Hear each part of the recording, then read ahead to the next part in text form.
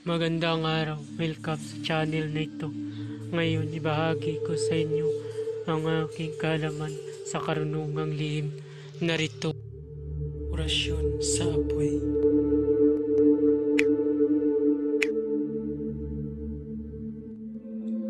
Pamilin, mahalin at pagkaingatan ang bawat ibinabahagi ko sa YouTube channel na ito.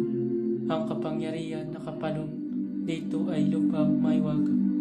Gamitin lamang sa kabutihan at pagganap ng kalooban ng Diyos. Maginuwaran at laging sa puso't isip ang 7 layunin.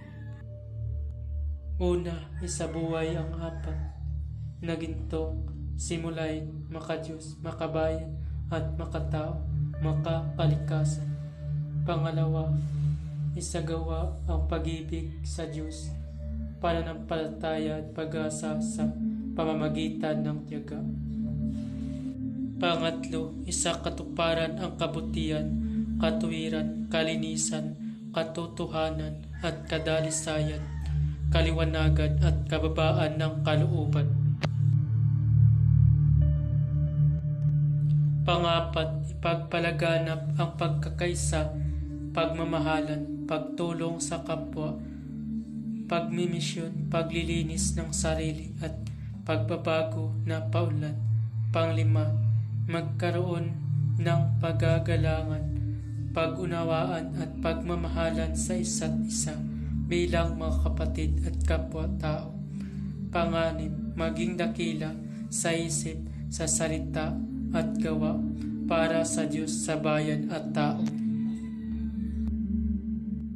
Pangpito, ipagpatibay ang kautusan ng Diyos, tumulong sa pagpapaunlad ng katawan ng bawat kasapi ng samahan at tumupad sa hadikain ng Diyos sa tao sa pamamagitan ng pagsunod sa mga layuning ito.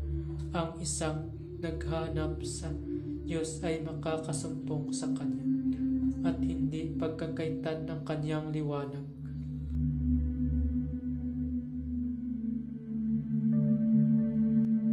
Pamamaraan ang paggamit ng orasyon ay kailangan magdasal muna ng 3 Ama Namin, 3 Aba Ginoong Maria, 3 Luwalhati at 3 sumasampalataya at isunod ito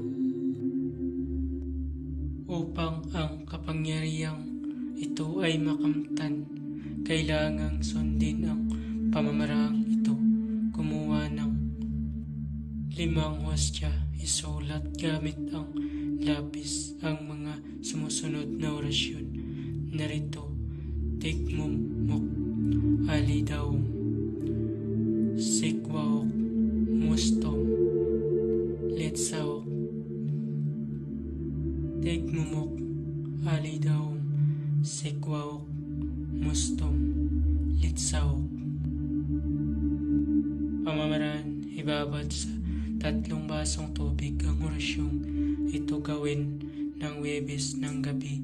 Sa umaga, ilagay ang bagong palayok at pakuluan gamit ang bao, kahoy ng uuling na gatong.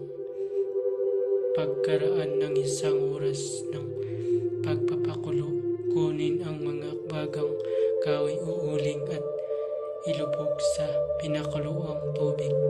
Pagkatapos ay palamigin ang tubig sa lain at inumin.